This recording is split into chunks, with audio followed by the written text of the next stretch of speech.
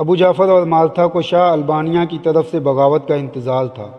ابو جعفر نے معصوم شہزادوں کے گھناؤنے قتل کے بعد قیصر قسطنطنیہ کو اپنی رپورٹ میں لکھا: شہنشاہ معظم محافظ مسیحیت جناب قیصر قسطنطنیہ، میں نے 3 عیسائی بچوں کے پاکیزہ خون سے سلطان مراد خان ثانی کے لیے عذاب مسلسل کا نوشتہ لکھ دیا ہے۔ میں نے سلطنت عثمانیہ کی البانوی سرحدوں میں بغاوت کا بارود بھر دیا ہے۔ سلطان نے ہماری توقع کے مطابق چوتھے شہزادے کو اپنی خاص تحویل میں لے لیا ہے۔ اب میں چوتھے شہزادے جارج کسٹر یارڈ کی دین مسیح کے مطابق ذہنی تربیت کر رہا ہوں۔ بہت جلد میں سلطان کے گھر میں اس کا ایک طاقتور دشمن تیار کر لوں گا۔ اب ابو جعفر نے مالتھا کو یہ ذمہ داری سونپی کہ وہ شہزادہ جارج کو سلطان کے خلاف پوری طرح بھڑکائے۔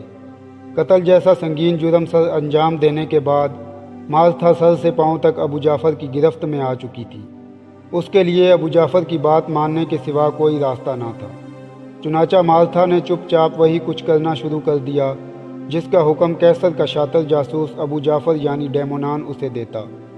مالتھا نے شہزادہ جارج کو یہ کہہ کر انتقام پر اکسایا کہ اس کے معصوم بھائیوں کو سلطان مراد خان ثانی نے زہر دے کر مروایا ہے۔ جارج 10-11 سال کا لڑکا تھا۔ اپنے بے یار و مددگار بھائیوں کی موت سے سخت دل گرفتہ تھا۔ اسے مالتھا نے سلطان کے خلاف بھڑکایا اور اس کے تن بدن میں انتقام کی آگ دوڑنے لگی۔ اسے یکے بعد دیگرے سلطان کے تمام اقدامات ظلم محسوس ہونے لگے۔ اس کی نگاہوں کے سامنے اپنے مفتوح وطن اور مغلوب باپ کا چہرہ گھومنے لگا۔ اسے اپنی قسم پرسی کا وہ وقت بھی یاد آیا جب اس کا باپ اور شفیق ماں اس سے بچھڑ رہے تھے اور وہ صغیر سنی کے عالم میں اپنے بھائیوں سمیت ایک اجنبی دیس کی جانب قیدی کی حیثیت سے روانہ ہو رہا تھا۔ پھر اسے اپنے کم سن بھائی تڑپتے سسکتے اور بوجھ زہر کے کرتے یاد آئے۔ مالتھا نے نوعمر شہزادے کو اپنی چرب زبانی کے منحوس جال میں بری طرح سے جکڑ لیا تھا۔ البانوی شہزادہ جارج کسٹر یارڈ براہ راست سلطان کی نگرانی میں چلا تو گیا، لیکن اس کے سینے میں غم و غصے کا ایک جہنم دہک رہا تھا۔ مالتھا نے اسے بھڑکایا لیکن ساتھ کے ساتھ فوری اشتعال سے باز رہنے پر بھی آمادہ کیا۔ مالتھا نے اس سے کہا: جارج، جلد بازی میں کوئی ایسا کام نہ کر بیٹھنا جس سے تمہارا راز کھل جائے اور تم اپنا انتقام لینے سے محروم رہ جاؤ۔ اب جارج براہ راست شاہی مکتب میں تعلیم و تربیت حاصل کر رہا تھا۔ یہاں اس کی ملاقات شہزادہ محمد سے ہوئی، جو عمر میں جارج سے کافی چھوٹا تھا۔ جارج نے دل میں یہ فیصلہ کیا کہ وہ بڑا ہو کر سلطان مراد خان ثانی کے فرزند شہزادہ محمد کو قتل کر کے اپنے انتقام کی پیاس بجھائے گا۔ جارج کا ناپختہ ذہن انہی خیالات کے ساتھ بتدریج پختہ ہوتا چلا گیا۔ نفرت اور غم و غصے کی کیفیت نے اسے بدمزاج بنا دیا تھا۔ شاہی تربیت نے جارج کی پوشیدہ صلاحیتوں کو 4 چاند لگا دیے، اور جب وہ جوان ہوا تو ایک ضدی لیکن تجربہ کار شہزادے کی حیثیت سے جوان ہوا۔ شاہی مکتب سے فراغت کے بعد اسے ینیچری کی تربیت گاہ میں سپاہیانہ جوہر دکھانے کا موقع ملا۔ بہت جلد ہی اس نے شمشیر زنی اور نیزہ بازی میں کمال حاصل کر لیا۔ یہاں اس کا استاد طاہر بن حشام تھا۔ ینیچری کی تربیت گاہ جو فی الحقیقت عیسائی قیدیوں کو مسلمان کرنے اور تربیت دینے کے لیے قائم کی گئی تھی، جارج کا ذہن نہ بدل سکی۔ جارج نے سلطان کے کہنے پر ظاہراً مذہب تو تبدیل کر لیا، لیکن دل میں وہ عیسائی تھا۔ ابو جعفر اور مالتھا نے بھی جارج کو ظاہری طور پر مذہب بدل لینے کا مشورہ دیا۔ جارج نے مذہب تبدیل کر کے اسلام قبول کیا تو سلطان مراد خان بہت خوش ہوا۔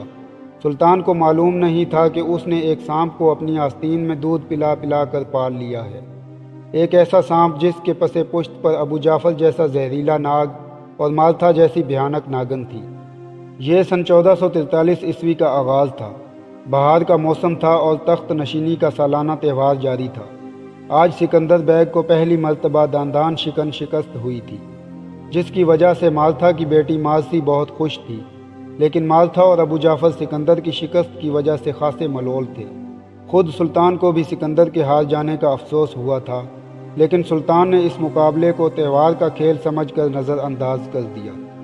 سلطان نے کھیل تماشے ختم ہونے کے بعد رات کے وقت سکندر بیگ کو محل میں طلب کیا اور اس کے بائیں بازو پر لگے گھاؤ کے بابت پوچھا۔ سکندر ابھی تک اپنی شکست کے اثر سے نکل نہیں پایا تھا۔ سلطان نے سکندر کو رنجور دیکھا تو کہا: سکندر بیگ، ہم تمہاری بہادری اور طاقت کے قائل ہیں، تمہیں ملول اور پریشان ہونے کی ضرورت نہیں۔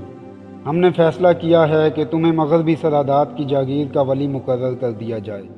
اب وقت آ گیا ہے کہ تمہیں حکمرانی کی ذمہ داری سونپی جائے۔ ہم تمہاری تعلیم و تربیت سے مطمئن ہیں اور تمہیں اپنا فرزند سمجھتے ہیں۔ تمہاری شکست کے دکھ کو دور کرنے کا یہی طریقہ ہمیں سوجا ہے۔ سلطان کا فیصلہ سن کر سکندر کی تمام حسیں بیدار ہو گئیں۔ اسے یکلخت اپنی شکست کا دکھ بھول گیا اور اسے اچانک اپنی منزل انتقام نزدیک دکھائی دینے لگی۔ سکندر نے کمر تک جھک کر سلطانی فیصلے کو قبول کیا اور مسکرانے کی کوشش کرتے ہوئے کہا، سلطان معظم، ایک یرغمالی شہزادے کو آپ نے اپنا بیٹا بنا کر اور پھر اعلیٰ تربیت دے کر جو عزت بخشی ہے، اس کا بدلہ میں کبھی نہیں چکا سکتا۔ آپ کے احسانات کے عوض میں صرف وعدہ کر سکتا ہوں کہ سلطان معظم کی ہر خدمت دل و جان سے بجا لاؤں گا۔ سلطان سکندر کی بات سن کر پدرانہ انداز میں مسکرایا اور کہا، ہمیں تم پر پورا بھروسہ ہے سکندر۔ تم کل ہی مغربی سرحدات کی جانب روانہ ہونے کی تیاری کرو۔ سرحدات کی جاگیر کے موجودہ ولی کے پاس ہمارا شاہی حکم نامہ اپنے ہمراہ لیتے جانا۔ آج سے تم ہماری سلطنت کے ایک بڑے جاگیردار ہو اور ہمیں پوری امید ہے کہ تم اس فرض کو بخوبی نبھاؤ گے۔ اور پھر تہوار سے تیسرے روز سکندر اپنے محافظ دستے سمیت مغربی سرحدات کی جانب روانہ ہو رہا تھا۔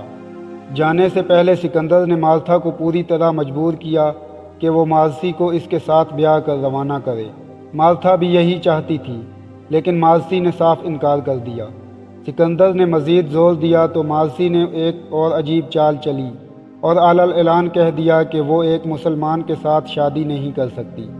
اس نے یہ بھی کہا کہ اگر سکندر علی الاعلان پھر سے عیسائی ہو جائے تو وہ یہ شادی کرنے کے لیے تیار ہے۔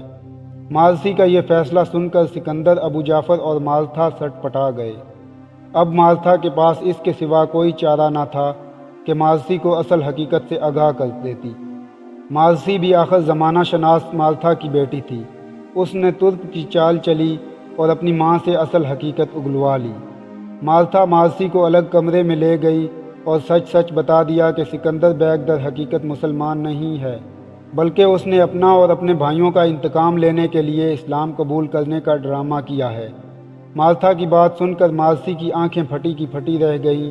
اس کے دل کی دھڑکن تیز ہو گئی اور اسے یکلخت یہ احساس ہوا کہ وہ ایک بہت بڑے راز سے واقف ہو گئی ہے۔ اس نے سنسنی زدہ لہجے میں ماں کو مزید کریدنے کی کوشش کرتے ہوئے پوچھا، ماں، آج مجھے سچ سچ یہ بھی بتا دو کہ یہ شخص ابو جعفر فی الحقیقت کون ہے، کیونکہ یہ شخص اوپر سے جو کچھ نظر آتا ہے حقیقت میں وہ نہیں۔ مارسی کی بات سن کر مالتھا لرز گئی۔ وہ تو سکندر کا راز بھی فاش نہ کرنا چاہتی تھی اور مجبوراً اسے ایسا کرنا پڑا تھا، لیکن ابو جعفر جیسے خطرناک جاسوس کے چہرے سے وہ کیسے نقاب الٹ سکتی تھی؟ اس کا رنگ زرد پڑ گیا، لیکن اس نے اپنے آپ کو سنبھالنے کی کوشش کی اور مارسی سے کہا، بیٹی، یہ وقت ان باتوں کا نہیں۔ تم نے شرط رکھی تھی کہ تم ایک عیسائی سے ہی شادی کرو گی، چنانچہ میں نے تمہیں سکندر بیگ کی حقیقت بتا دی۔ اب تم مزید وقت ضائع مت کرو اور جلدی سے اپنی شادی کی تیاری کرو۔ مارسی کے ذہن میں آندھیاں چل رہی تھی۔ اسے پہلی بار احساس ہو رہا تھا کہ اس کی ماں کتنی بڑی سازش میں شامل ہے۔ اس نے اپنی ماں کی آنکھوں میں آنکھیں ڈال دیں اور دلیری سے کہا، ٹھیک ہے، جس دن تم مجھے یہ بتا دو گی کہ یہ مکار شخص ابو جعفر فی الحقیقت کون ہے، میں اس دن سکندر سے شادی کرنے کے لیے تیار ہو جاؤں گی۔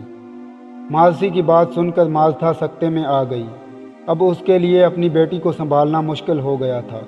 وہ یہ بھی نہیں چاہتی تھی کہ اس کی بیٹی کا ضدی رویہ سکندر یا ابو جعفر کے سامنے آئے، کیونکہ وہ جانتی تھی کہ ابو جعفر کتنا خطرناک شخص ہے۔ اگر وہ مالتھا کی بیٹی سے ایک بار بدظن ہو گیا تو اسے قتل کروا دے گا۔ مالتھا کے لیے ہر طرح کا فیصلہ مشکل ہو چکا تھا۔ وہ سر جھکائے کچھ دیر تک سوچتی رہی اور پھر بالا آخر چپکے سے باہر نکل آئی۔ باہر سکندر اور ابو جعفر اس کے منتظر تھے۔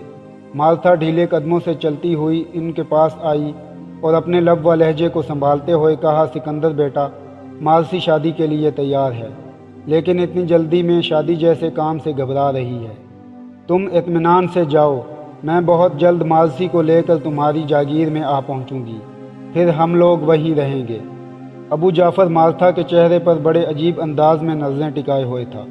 اس نے بڑے غور سے مالتھا کی بات سنی اور پھر کسی قدر تفہیمی اور تنزیہ انداز میں سر ہلا دیا۔